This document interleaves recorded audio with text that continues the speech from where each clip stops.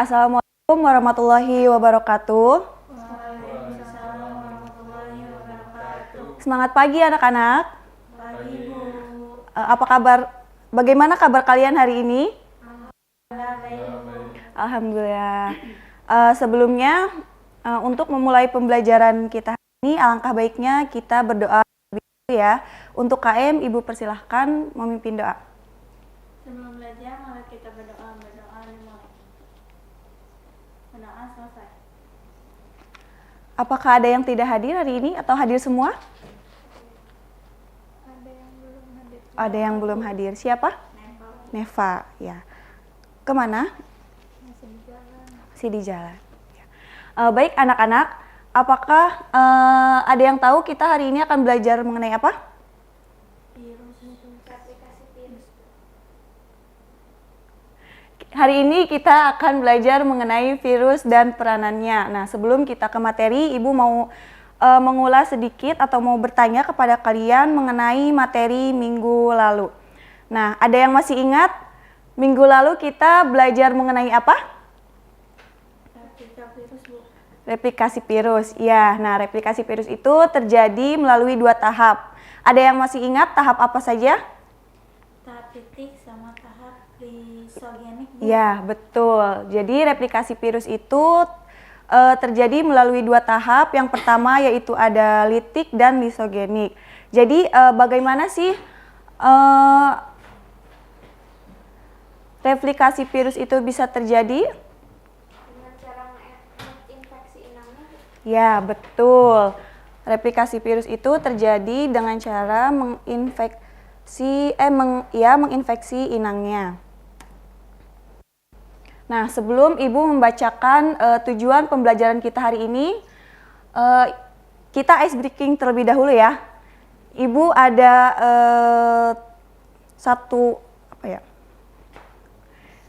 Ibu akan bilang, kalau misalkan Ibu bilang tepuk semangat happy, kalian bisa pagi-pagi, semangat pagi, biar happy, unjuk gigi. Kalian boleh ikuti ya? Iya, Bu. Ya, tepuk semangat happy. Pagi-pagi, semangat pagi, biar happy, unjuk gigi. Mana unjuk giginya? Baik, Ibu di sini akan membacakan tujuan pembelajaran kita hari ini, yaitu melalui model pembelajaran problem based learning dengan menggunakan metode diskusi, tanya jawab, dan penugasan. Diharapkan peserta didik mampu menganalisis peranan virus dalam kehidupan. Peserta didik juga diharapkan nantinya mampu menganalisis faktor penyebab serta sehingga peserta didik mampu membangun kesadaran akan kebesaran Tuhan Yang Maha Esa, menumbuhkan perilaku disiplin, jujur, aktif, responsif, bertanggung jawab, dan kerja sama.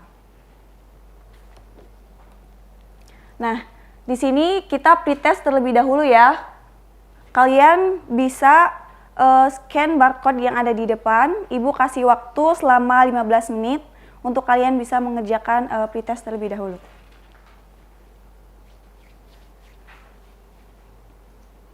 Sudah selesai semuanya? Sudah, Bu. Ya.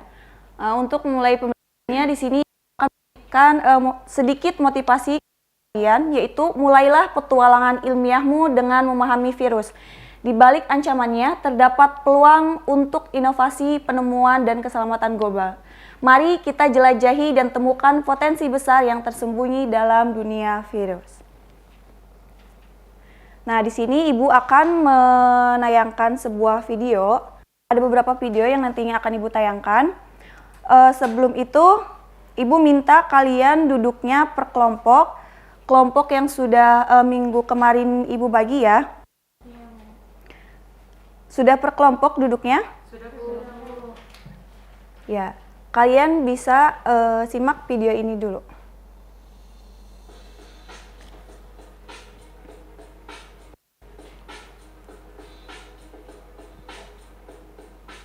This is SARS-CoV-2. It belongs to the family of coronaviruses named for the crown-like spikes on their surfaces. SARS-CoV-2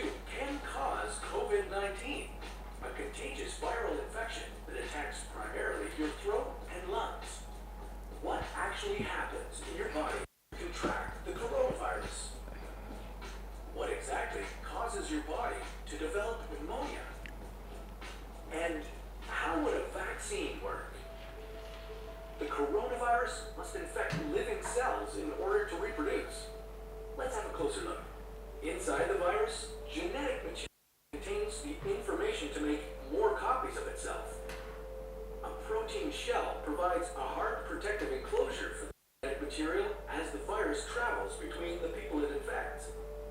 An envelope allows the virus to infect cells by merging with the cell's outer membrane. Projecting from the envelope are spikes of proteins. Both a typical influenza virus and the new coronavirus use their spikes to get inside a cell in your body, where it takes over the cell's internal machinery, repurposing it to build the components of new viruses.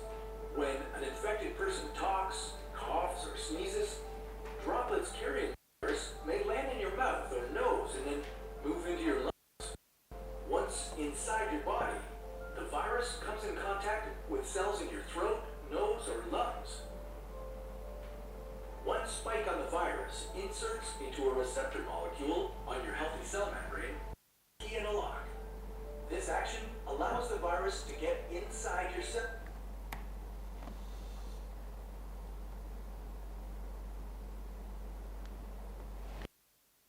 Ini Ibu akan menampilkan video lagi, tapi sebelumnya Ibu akan membagikan LKPD terlebih dahulu kepada kalian ya.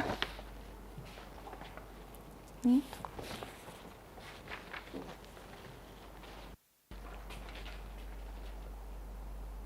Wabah virus corona di kota Wuhan, Cina semakin menyebar dan menginfeksi puluhan ribu orang. Riset mendalam telah dilakukan peneliti mulai dari persebaran coronavirus hingga pengaruhnya di dalam tubuh manusia. Baru-baru ini sebuah penelitian juga mengungkapkan bahwa wabah virus corona lebih fatal akibatnya jika menginfeksi pria daripada wanita. Dikutip Tribunnews.com dari CNN, penelitian telah mempelajari beberapa analisis dari 72.314 catatan di Pusat Pengendalian dan Pencegahan Penyakit Cina.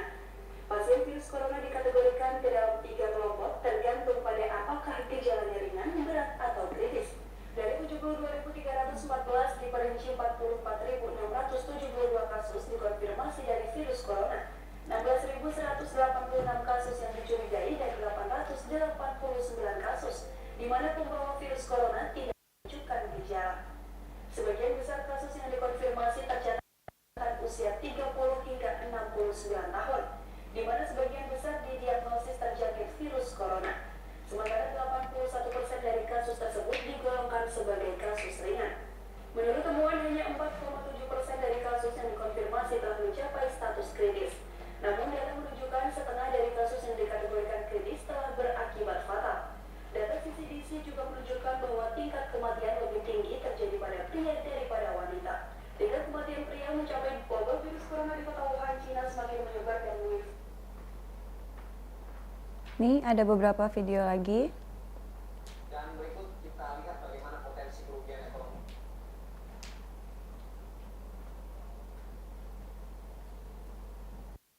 Hampir setahun pandemi COVID-19 di Indonesia,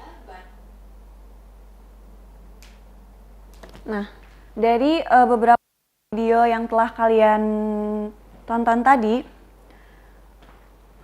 di sini Ibu minta analisis video ya. Jadi apa saja yang kalian ketahui dan belum kalian ketahui dari video kasus virus COVID-19 ini di Indonesia. Jadi di sini Ibu sudah memberikan tabel bantuan di LKPD kalian. Jadi kalian bisa mengisi apa saja yang sudah kalian ketahui dari video tersebut dan apa saja yang belum diketahui dari video tersebut. Kemudian di LKPD juga ada rumusannya, yaitu mengapa penyebaran virus COVID-19 tinggi pada dibandingkan wanita dan juga pada lansia dibandingkan anak kecil. Nah, kemudian faktor yang menyebabkan perbedaan ini. Kemudian analisis juga dampak dari penyebaran terhadap bidang ekonomi, sosial, dan kesehatan. Nah, nantinya di kelompok akan mencari informasi dan menjawab permasalahan yang ada di LKPD. Lalu diminta untuk mempresentasikan hasil diskusi kalian di depan kelas, dan kelompok lain diminta untuk menanggapi. Untuk selanjutnya, nanti kalian melakukan analisis serta evaluasi kembali terhadap pemecahan masalah yang telah kalian lakukan atau yang telah kalian didiskusikan bersama kelompok kalian. Nah, Ibu kasih waktu 30 menit untuk mengisi LKPD. Mungkin bisa dimulai dari sekarang ya.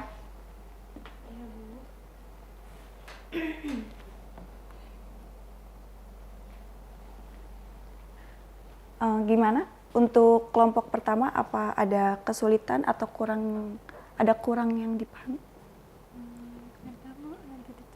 Oh ya. Untuk kelompok 2 bagaimana? Bu, berarti nanti kita dulu yang tadi video yang Bu analisis. Ya, dianalisis dulu videonya, apa yang belum diketahuinya, terus informasi yang udah diketahuinya apa saja. Nanti kalian bisa langsung mengisi rumusan masalah. Baik, Bu. Ya.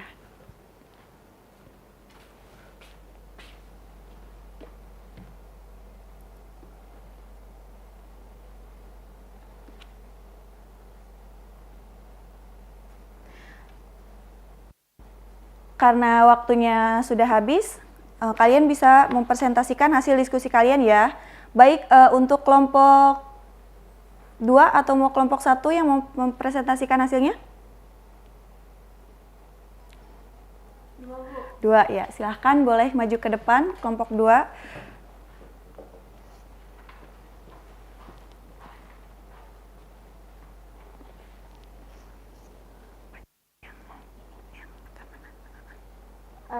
Secara singkatnya, penyebaran virus COVID-19 lebih tinggi pada pria dibandingkan wanita dan pada lansia dibandingkan anak-anak disebabkan oleh perbedaan dalam sistem kekebalan tubuh, faktor biologis seperti ekspresi genetik dan hormon, perilaku yang beresiko seperti pertumbuhan terhadap protokol kesehatan, serta lingkungan dan pola interaksi sosial yang berbeda antara kelompok-kelompok ini. Pria cenderung memiliki tingkat infeksi yang lebih tinggi karena perilaku yang lebih tinggi, sementara lansia karena penurunan sistem kekebalan tubuh seiring penuaan dan adanya komorbiditas. Memahami faktor-faktor ini penting untuk mengembangkan strategi pencegahan yang efektif dan melindungi populasi yang paling rentan dari dampak virus ini. Nah, analisisnya dari dampak dari penyebaran virus COVID-19 ini terhadap bidang ekonomi, sosial, dan kesehatan. Yang dampak ekonominya yaitu resesi ekonomi, kemudian kehilangan pekerjaan dan pengangguran, gangguan pada pasokan global. Di bidang sosialnya, isolasi sosial dan kesehatan mental, pendidikan menjadi online, terus tingkat kesehatan dalam kekerasan dalam rumah tangga. Bidang kesehatannya, overload dalam sistem kesehatan, penurunan akses dan pelayanan kesehatan, perubahan dalam praktik kesehatan. Bu. Silakan duduk kembali. Beri tepuk tangan untuk kelompok 2 yang sudah memaparkan hasil diskusinya. Barangkali ada dari kelompok 1 ingin menanggapi atau ada sanggahan atas diskusi dari kelompok 2?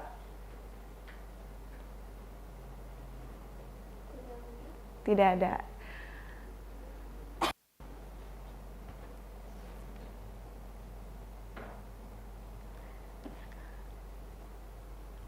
Jadi ada yang mau menyimpulkan pelajaran kita hari ini?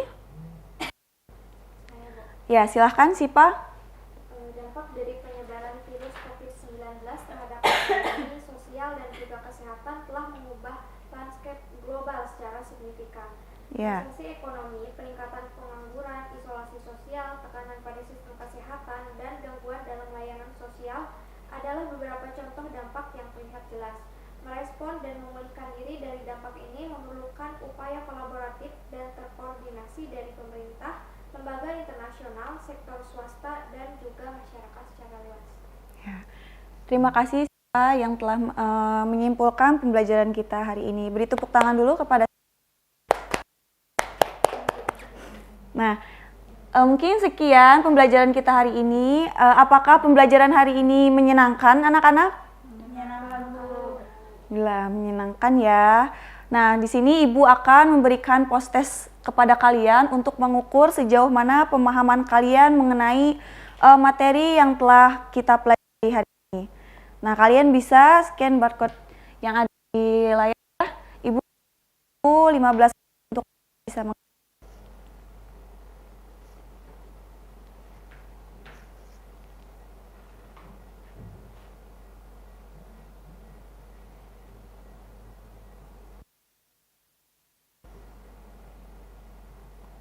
Sudah mengisi semuanya?